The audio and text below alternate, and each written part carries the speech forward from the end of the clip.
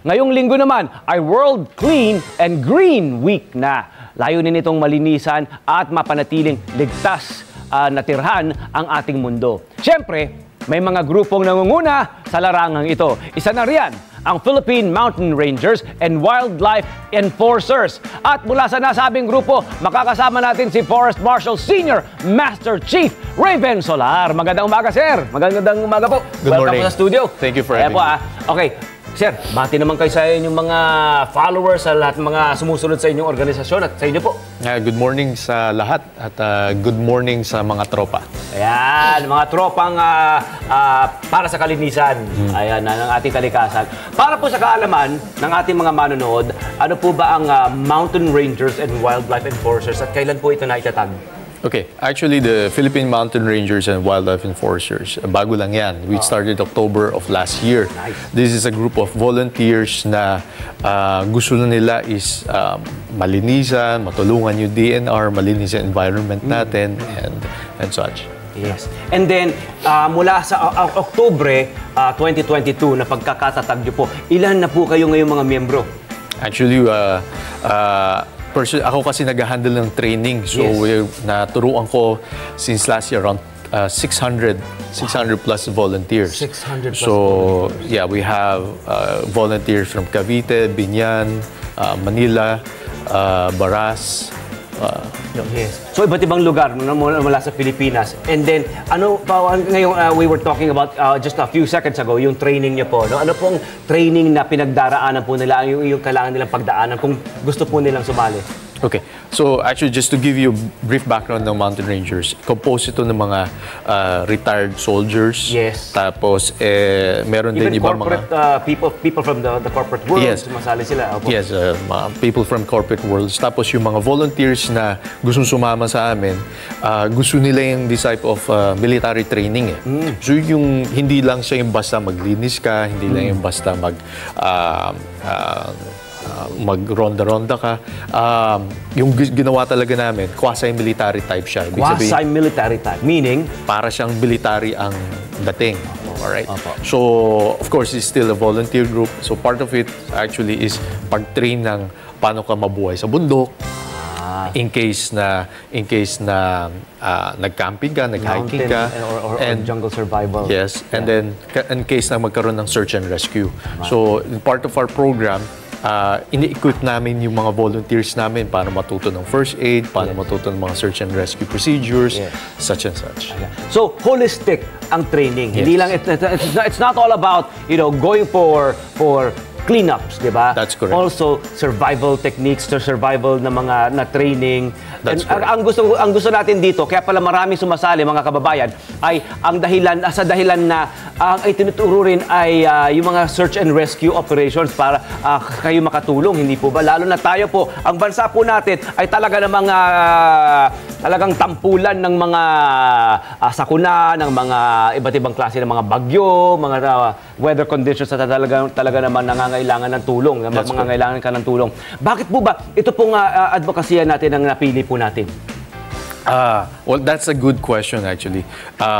Ako dati kasi Air Force ako eh. So, tapos marami akong tropa ng mga sundalo na galing from Marawi and such. After nilang mag-retire, ang hinahanap nila is peaceful na lang eh. Peaceful environment eh. Babalik talaga tayo sa environment eh. So kahit anong gera dumaan, kahit anong problema dumaan, pinaka-least priority talaga natin is yung environment. So, I think you agree with that. Yes. Tapos, 100%. nakakalungkot din, even if I talk to some of the volunteers in one of our program, tatanungin ko sa nila kung alam ba nila kung ano yung kiwi. Ang alam nilang kiwi is panlinis ng sapatos. Yes. Hindi nila naisip yung kiwi, yung one of the extinct na flightless bird. Yes. So, para sa akin, naisip ko, kasi anak ko, mahilig talaga sa environment and wildlife. I want to preserve as much as I can help as much as I can para do sa next generation for them to enjoy as well. Tama. Ano na to legacy teaching na to, di ba? May iwanan ka na dapat ng legacy. That's correct. Opo. At saka, naintindihan ko rin ang marami sa atin, katulad ni Sir Raven, di ba? Talaga parang hindi nila maatim yung ganito na iiwanan mong legacy sa mga susunod na henerasyon, hindi po ba? Ayan, bago tayo dumako rito sa ating mesa na nariyan sa kabilang area, sino-sino po ba ang mga pwede sumali and how do they join? Let's get straight to that na po. Kahit sino po, actually. Sa ngayon kasi may mga bagong program kami called the Junior Rangers. Ito na may program talaga is para sa mga bata, mga 10-year-old and below. Tapos, basta 18 and above ka, kung below ka 80, parents consent. As long as you could still volunteer, okay lang.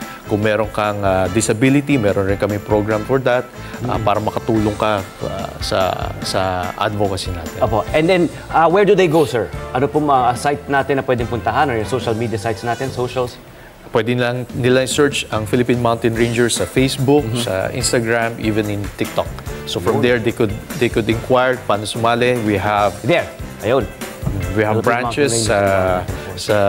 branches in Manila, and Binyan, GMA, soon hopefully in Cebu and in Davao. Yun, palaki ng palaki. Ayan, palaki. Kahit sa TikTok, meron din sila. Nasa TikTok din sila, di ba? Siyempre. Alright. Sir, mari ba tayong dumako rito sa ating mesa?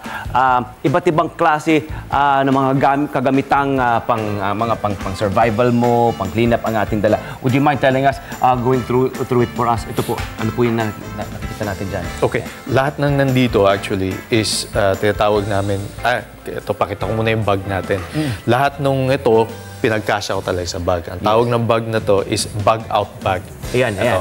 So, ito ay ginagamit para sa survival. Ibig sabihin, pagka nagkaroon ng kahit anong problema, kanyari lumindol or parang nagkaroon ng matinding sunog or dapat tong bag na to ready nating bitbitin. Ito. Oo. At sa ganitong klaseng bag, of course, itong mga ganitong bag kasi, ang idea po, dapat maraming compartment kasi para marami tayong mailagay. That's correct. Na essentials po, yung mga kakailanganin po natin, like, ito pong ganitong bag, ano pong pwedeng ilaman nito? Okay. Yeah. So, itong bag na to is actually a 24-hour bag. So, that's good for one-day hike.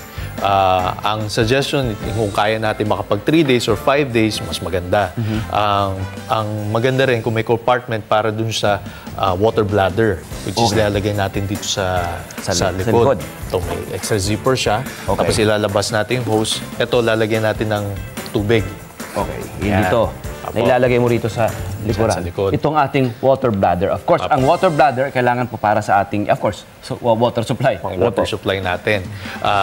Ngayon, next, syempre, meron rin tayo, itong available na rin to sa commercially. This is what we call the MRE or meals ready to eat. Dati kasi binibigay ito sa mga sundalo. Sa isang pack na to, this is good for one day meal. So, tatlong meal yan. And of course, in terms of survivability, hindi natin ubusin yan. Makita nyo, meron tayong Mexican-style chicken stew. Chicken ragu. Tapos may dessert pa yan. Ito yung ginagamit ng mga sundalo natin sa pagdating sa mga gera. Meron pa nga ito sa loob, pag binuksan mo, nabasa mo, kusa siyang iinit panggawa ng mga kape. And then, ang mga ganito po, saan po ito nabibili po? Actually, ito, mabibili mo yan sa kahit ng survival store, military store, or even find it in search it in Facebook, Meals Ready to Eat or MRE. Importante ito. Halimbawa naman po, kung ilalapit naman natin sa mga kababayan natin na walang access agad sa mga ganito, mga pagkain na hindi madaling ma-spoil, di ba? Yung mabagal na spoilage para walang wastage na maaari natin gamitin. Di ba yung prinsipyo na nag-i-impok tayo ng pagkain, di ba? Yun. Pwede rin crackers, pwede rin tuna, canned tuna. Food. And of course, essential din ang mga flashlights, binocular, whistle para sa in case of danger or pagtawag ng signal, gloves, napaka-importante yan to protect our hands, compass para malaman natin yung direction natin, rope, ito pang sabit lang talaga natin ng mga trapal natin. Of course, meron rin tayo pang rope na pang climbing. pag-climb. Saka syempre, yung mga sinasampay natin dyan, di ba? Kailangan matuyo rin yan, hindi po ba? And then may mga knives din May po. mga knives tayo. Of course, we need different tools for different task. So, itong bolo, ginagamit lang natin for pagputol ng mga puno. Yan. Pagputol ng mga puno para makagawa tayo ng apoy. Using bamboo or kahit anong bark of trees. Saka yung mga balakid, di ba? Naglalakad tayo dyan, masukal din kasi ang kagubatan. Talahib, that's correct. Of course, we have the pocket knife for multi-purposes. Tapos, we have the hunting knife. Oh, yes. Yan. Hunting knife. Po. Yan. Yun. Okay. Tapos, meron rin dapat tayo foldable jacket in case, siyempre, panlaban natin sa lamig, especially All-weather, paggabi. yung mga pang-protect. Opo. Ngayon, How about first aid kit? Yung that's mga, correct. Apo. So, first aid kit, ito lang tayo. Napaka-importante sa first aid kit natin, yung mga gauze, mga bandages, tourniquet. Of course, kailangan rin natin yung mga gamot, pang sakit ng ulo. Sakit ng tiyan. O yung mga maintenance meds natin dyan. Anti-inflammatory. Yes, anti-inflammatory. So, pagka naliligaw kasi tayo, especially in the jungle, ang una dapat nating gagawin is, of course, kailangan maghanap tayo ng tubig. So, papakinggan kagad natin kung asan tayo. Hanapin natin tunog ng tubig. So, yun yung susundan natin, yung pupuntahan natin. Yan yung pinakauna palagi. Hanap kagad tayo ng tubig. Pangalawa, when it comes to survival, kailangan natin mag-produce ng apoy or gumawa ng shelter. Yan, doon po pasok yung pag-set up ng trapal, pag-set up ng mga tent natin. Paggawa ng apoy, meron kaming programa, pagka gamit mo lang bamboo, wala nang iba. Puputol ka lang ng kawayan, makaka-produce ka ng apoy. Pero in this segment, papakita ko lang sa inyo, very, very simple way na pwede natin idala sa bag-out bag natin. Kailangan lang natin Vaseline, Petroleum jelly. petroleum jelly, Yes. cotton ball, and of course, lighter. Oo. Lighter, kailangan, mas maganda, meron tayong duct tape na Nakabalot na yan. Nakapaikot na dyan. Correct. Oo. Tapos pagka sinunog natin ang duct tape na to, liliyab na siya. Matagal din siya mawala.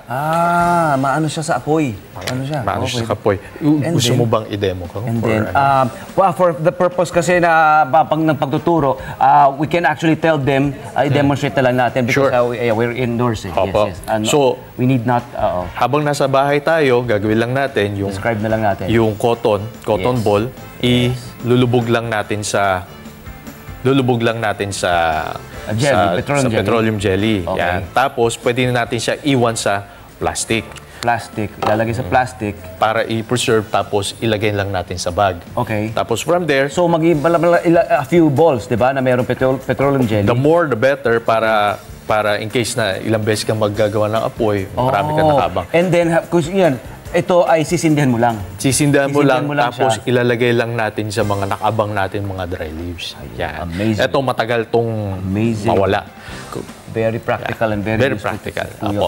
Umabot po sa hubigit kumulang na 7 milyong hektarya ang lawak ng kagubatan sa Pilipinas. Bakit ba ito kailangan? Siyempre, alam naman natin kailangan natin bantayan ito at pangalagaan. Pero ang aking tanong ay sa inyong experience, ano po ba ang pinakamalaking cost or nagbibigay ng malaking damage sa ating kagubatan, kalikasan? Kasi lagi kayong outdoors. Well, expansion. Kailangan natin mag-expand. Kailangan natin para dyan sa ating mga kababayan. We have to create grids para po sa mga mga bahay-bahay natin, mga gusali na to. That's correct. That's kaya correct. Tapos maraming isa dami. pa, of course, yung mga mining companies natin, di ba? Yes. Hindi natin maiwasan kasi kailangan rin talaga natin magmina. Oo. So, we just have to, the government will have to decide lang talaga kung ano talaga i-preserve natin para sa kinabukasan din natin. Of course, sa mga natin, sa mga lugar natin. Kasi the more we cut trees, the more na tayo nagsasuffer when it comes to the floods and such. Yeah. Yes. At siyempre, sa mga kababayan natin, for those of you who just tuned in, ito nga ating mga kaibigan na katulad ni Raven, ay handang-handang tumanggap ng mga miyembro at magbigay ng training. Hindi lamang nakakatawa, hindi lamang kasi, again, hindi lamang, they're not all about, cleanups and paglilinis lamang, pero siyempre, it's all about being taught to be responsible, That's kung paano mag-search and rescue, kung may search and rescue operations, kung gusto nyo mag-volunteer, agad-agaran, equip po kayo, hindi po ba? That's Di ba? correct. At syempre, survival ng mga techniques, maaari natin nilang ituro sa inyo. Hello po mga Kanet 25! Si Kuya Tony Pet po ito mula sa Love, Tony Pet and Everything. For more Love, Tony Pet and Everything updates, just click on our subscribe button and follow us on our Net25 social media pages at Net25 TV and at Net25 Entertainment Facebook. Magkita-kita po tayo!